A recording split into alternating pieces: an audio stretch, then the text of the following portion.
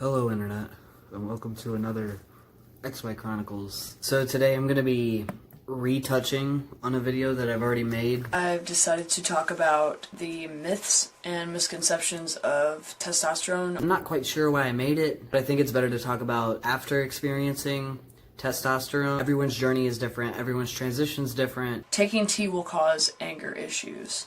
That is one of the top misconceptions. Cis men taking testosterone versus trans men or non-binary folks taking testosterone is completely night and day. Cis men already have an abundant amount of testosterone in their system. It may react differently with, say, a trans or non-binary person who has no traces of testosterone in their system and they're putting a brand new hormone into their body. We all experience emotions different ways. I may take testosterone and feel more happy and more just chill.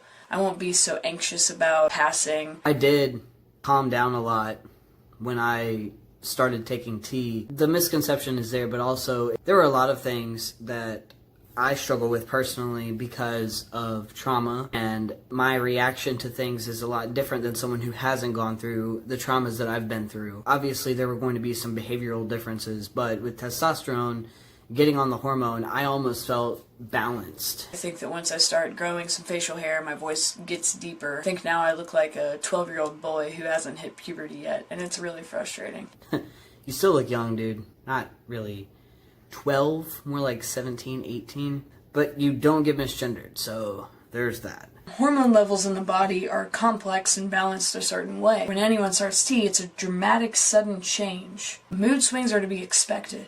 If anything, I've been more composed. I've been less explosive with my anger. Pre-tea, I was very apt to react as soon as something happened. A lot of my reaction and impulses have changed now that I've started testosterone, which has been increasingly beneficial to my anxiety because there's a lot less of a panic. Sometimes the emotional change has nothing to do with the tea, but everything to do with what's going on in the trans man's life.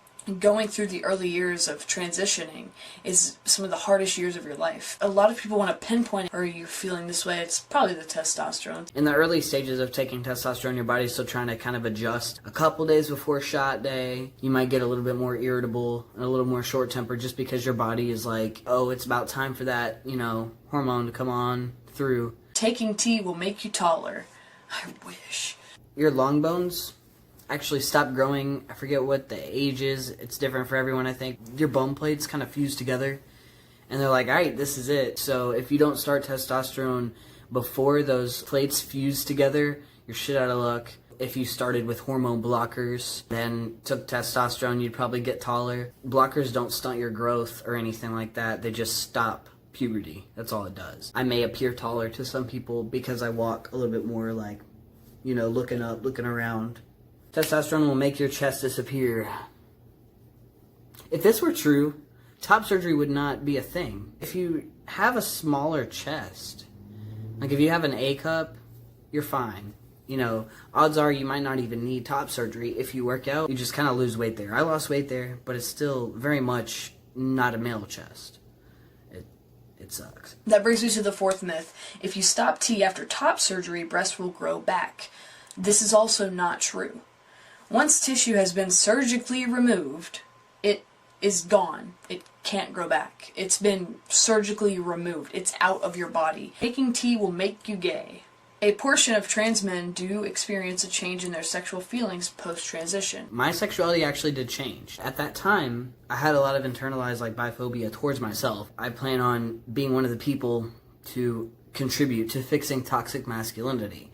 Yes, I'm transitioning into a man, but I'm not transitioning into my father. As an only child, my parents were like the poster for what I thought parents are supposed to be like. My perception of men has always been related back to my father, or not even just him, but the shitty men in my life, because I've been in some sketchy, shitty situations with men, and they're just not to be trusted. So it was all those things contributed to me really, really, really not wanting to be attracted to men.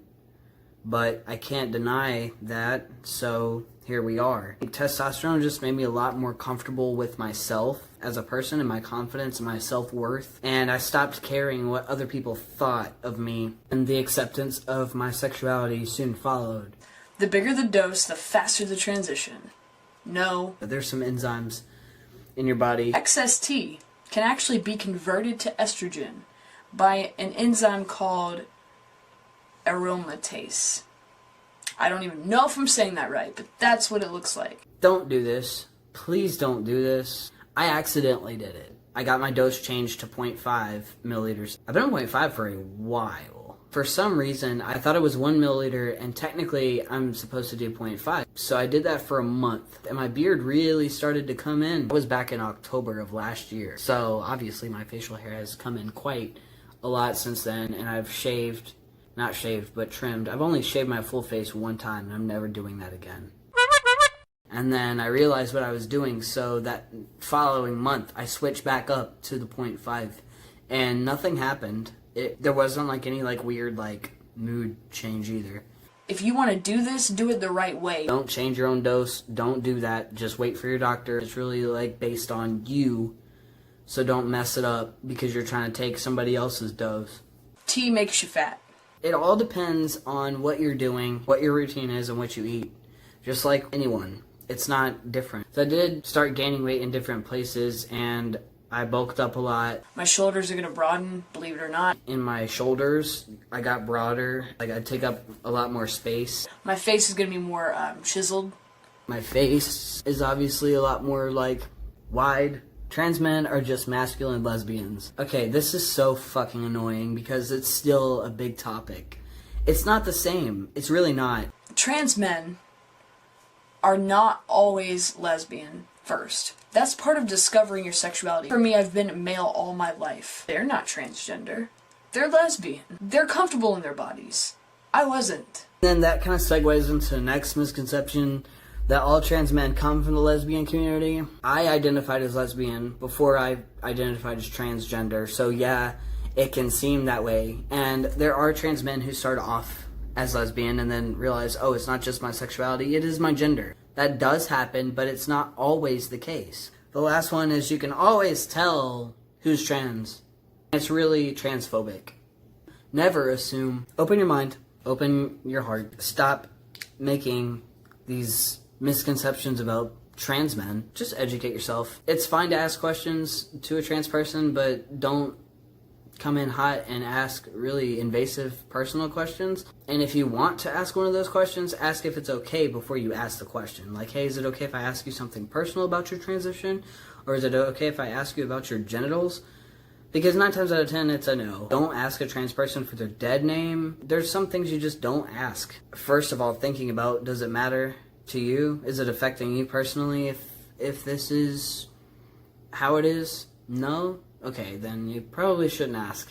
So just be mindful of those things, and not everyone is open to talking about these things either, so just be mindful about that too. And Google is a free search engine that you can use to figure out some things, because 9 times out of 10 it's already been answered on the internet. The internet is a wonderful educational place with plenty of sources and plenty of things that could educate you. There's a lot of reliable websites and sources that you can go to about trans-related issues if you really want to educate yourself further. That's it for today's video. Stay safe and stay well, and I will catch you in the next video of whatever I make.